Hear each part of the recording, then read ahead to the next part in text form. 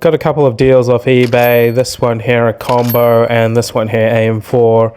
Now with the motherboards at the moment, they are very expensive. They've gone up by like $20 for mini ITX motherboards.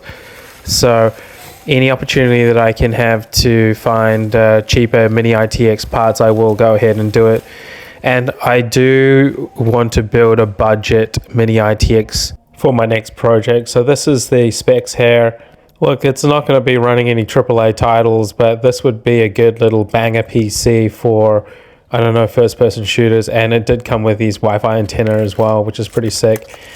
This one here is a A320IK mini ITX motherboard. It is AM4, that's why I went for it. It's really hard to get a cheap AM4 board. Like the cheapest I can get at the moment is $208. So to get this for 150 bucks, I'm pretty happy with it.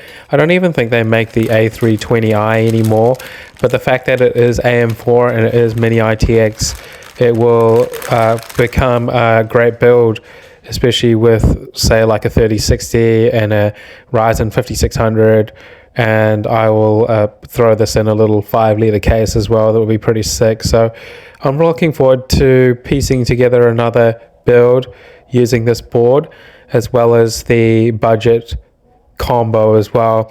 Now I am getting another combo, which is an i7 4790, so that's going to be a banger PC as well, mini ITX obviously.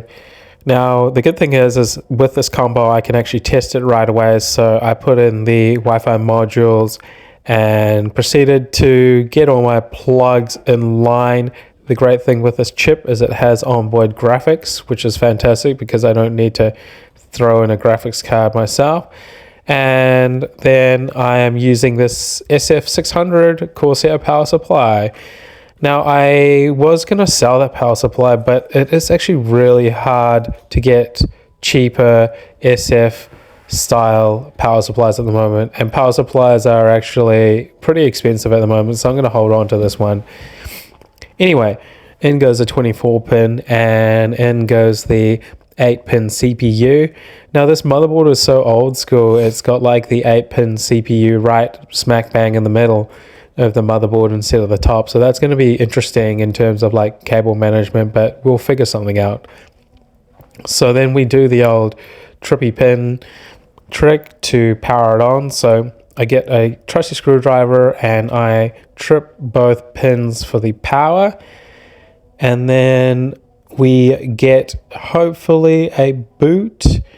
So the thing that surprised me the most is that I haven't heard like an old school Intel fan in a long ass time. I'm so used to like the newer gen fans, and this little banger fan just like absolutely hums.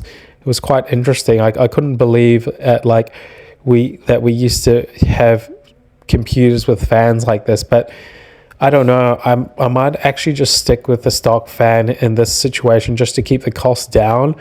And to be honest, it's such a basic chip that it won't matter really. But the good news is that I did get into the BIOS, and the BIOS is very interesting. And this is the setup here, just humming away. It's pretty cool. And the best thing is this message that they give you: tomorrow's technology today.